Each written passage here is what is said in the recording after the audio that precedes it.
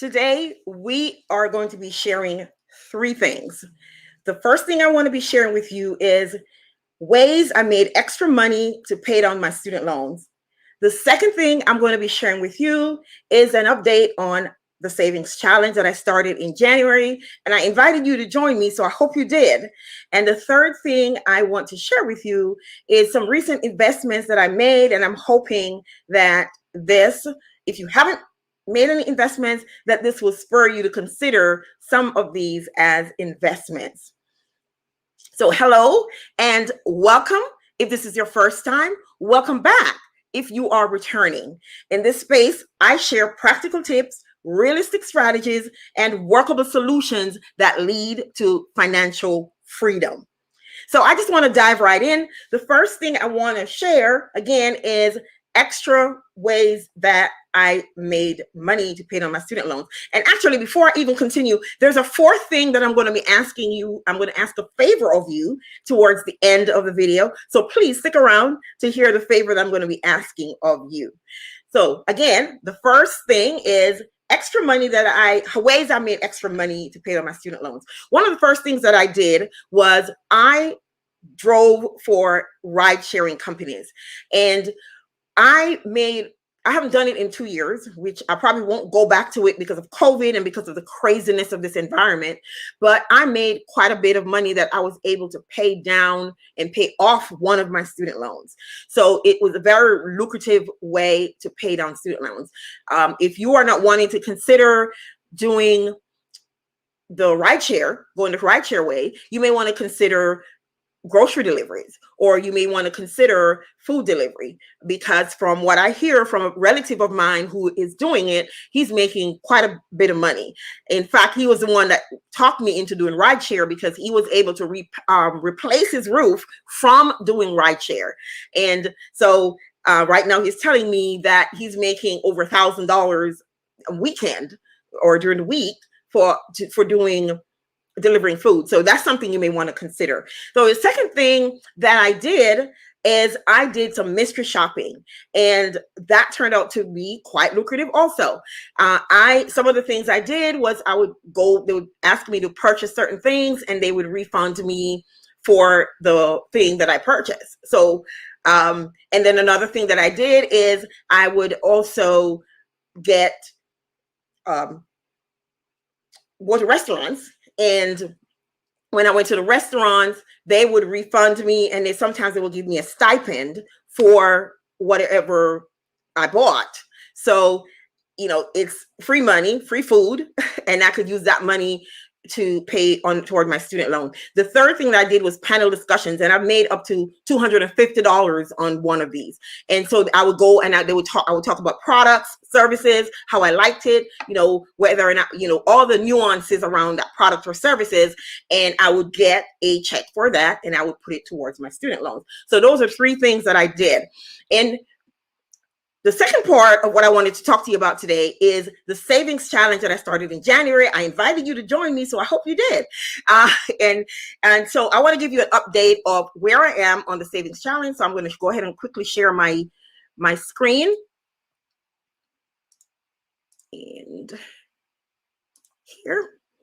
And for the first one that I set up, and again, this is outside of my 401k, this is outside of my IRAs, this is outside of any other savings and investments that I'm doing. This is just a challenge that I set for myself, because one of them is this first one you're looking at. I wanted to go to Jamaica on vacation. I may end up going somewhere else, but I wanted to set some money aside just for a vacation fund. And I have a special savings bucket in my bank account for this challenge. So as of today, which is this week, which is week 29, I have saved $435 on this challenge, and I have $943 to go. For this one, for $2,500, this is the challenge that I set to publish my book. And as of today, I have saved $1,900 and I have $600 left. Most of this, so cumulatively, for both challenges, the goal was $3,878, and I've saved $2,335 to date. on this challenge. And this is just from little things like gift cards and little things that I did to make money. And the main thing that I did to make money is as an academic coach. And what that entails is me, for a couple hours per week, I would check emails, assist an instructor in this MBA program that I'm in. Well, I'm not in the program, I'm helping with the MBA program. And I help the instructor to look at emails, see if the students have any questions. I respond to those questions. And this is accounting because it's in my field. So I'm helping with accounting classes and account analysis classes for the more advanced MBA students. And I help to look at emails. I respond to any questions they have in the discussion. And I also grade papers. So just a few hours per week.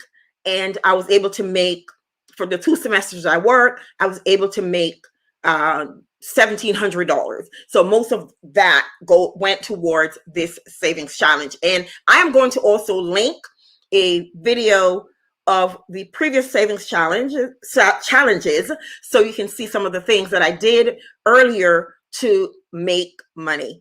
And I also want to link it because not only do I have the challenges there, at the beginning of each challenge, I try to share something. So I have in that challenges, I have something like financial reboot, ways you can reboot your finances. I have savings tips. I have ways to get debt free. So I share some tips at the beginning, and then I share my savings challenge, where I'm with my savings and how I was able to accumulate those monies for the savings challenges. Now, the third thing that I said I wanted to talk to you about was investments that I made recently.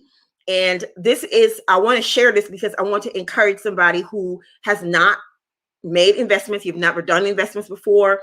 And I'm not going to go into the details of these investments. And the reason for that is in a few weeks, I'm going to be talking about ETFs, which is exchange traded funds. I'm going to be talking about mutual funds. I'm going to be talking about stocks. I'm going to be talking about bonds. I'm going to talk about index funds. I'm going to be talking about all of that in a few weeks. And in that video, I will go into more details. But for now, the first one is Vanguard. And I was going to do it live. Then I realized that my accounts were going to be exposed. So I just took snapshots. The first fund that I have is an ETF fund. And this is through Vanguard. And I invested in that fund $2,723 in June. And then in July, I invested in an index fund, $3,000. And I have $78 about in the holding account that I haven't really put towards any of these investments yet. So that's where I am. And again, I'm going to share more details about what that ETF fund is, what that index fund is, because then it will make sense when I explain the types of funds and why I have both of these. I've invested in both of these. Now you see here a rollover IRA brokerage. That one, I have not transferred the money yet. It's going to come over September 1st. It's going to be coming over into the Vanguard account. And again, in September, when I do my update, I'm going to share with you what I moved, why I moved it, and why I'm putting it here in this rollover IRA. I'm going to share the history behind it, which is quite nice, quite juicy. The history behind why I'm rolling this money over here. The other investment that I made in June is what's called Fundrise, through a company called Fundrise. And I invested $1,000 because I wanted to see, I want to get a feel for it, whether or not this is something that I will want to continue to do. Now, you know, they say don't invest more than what you can lose. And it's not like I can afford to throw away $1,000, but I decided to invest $1,000 through Fundrise. And what Fundrise is, it is a company that purchases commercial buildings. It purchases residential properties. And so what I'm investing in a piece of all of that portfolio, the commercial property and the residential properties. And so I invested $1,000 in June. And as of now, I have $1,023.35. And in both Vanguard And, oh, I meant to mention that in Vanguard, so far, my returns is $136.29 for the 5,723 that I've invested, plus the 78 that's in the holding account. So I have a reinvestment strategy. So all of this money is going back on top of the base, and will be, so I'll be getting interest on top of interest, right?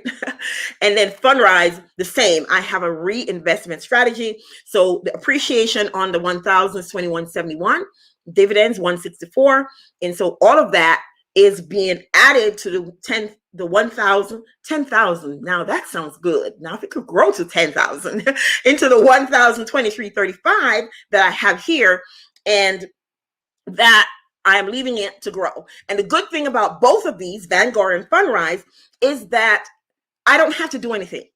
I invest and I leave it alone and I let them manage it. And all I get are emails on what's going on, when they've acquired a new property, when they are doing, when dividends are paid or anything like that. I get an email on that. So this is passive income, truly passive income to me. And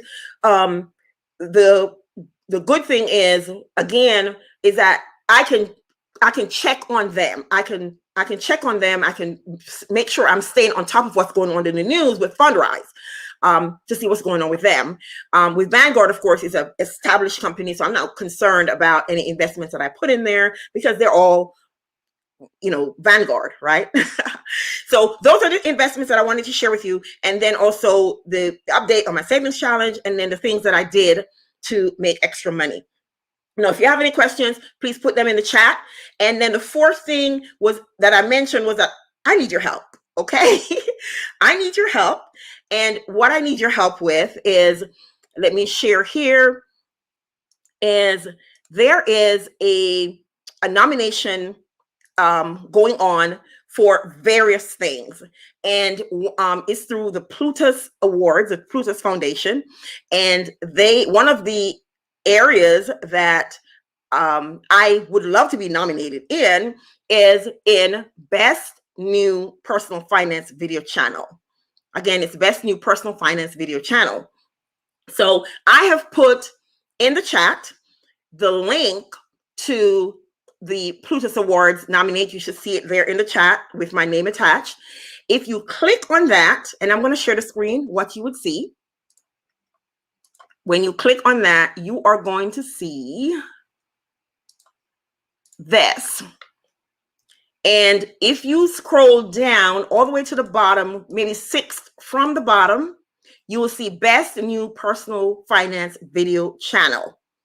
I also put in the chat the link to my YouTube channel. So if you can click on the link to my YouTube channel, copy that, paste it here, then you'll be able, and just click submit, and you'll help me out a lot. This ends July 31st. So you have like 6 days to go ahead and enter me as, nominate me for Best New Personal Finance Video Channel. And I would really, really, really appreciate your help. So thank you so much. And again, I am going to link up here the list of videos that I talked about before, where I saved updates on the savings challenge. And the next video is going to be in September, where I'm going to talk about the $107,000 that I'm rolling over into Vanguard on the IRA, and I'll tell you the story behind it, which is really wonderful as to how I'm rolling that money over. So I'm going to check the chat to see if there are any questions. Let me take that off and stop sharing that. I want to see if there are any questions in the chat, and I don't see any questions. So I'm going to close out this session, and I thank you again so much for joining me. Please come back next Sunday at 7:30 p.m. Eastern time. I am going to be having a guest, and we're going to be talking student loans. We're going to be talking all the nuances around student loans, how you pay it off, how to look at it, how to restructure it so you can pay it off faster. You know, all the things student loans. We're going to be talking about that next Sunday at 7:30 p.m. Eastern time here. So until then, thank you so much for your time, and I will see you.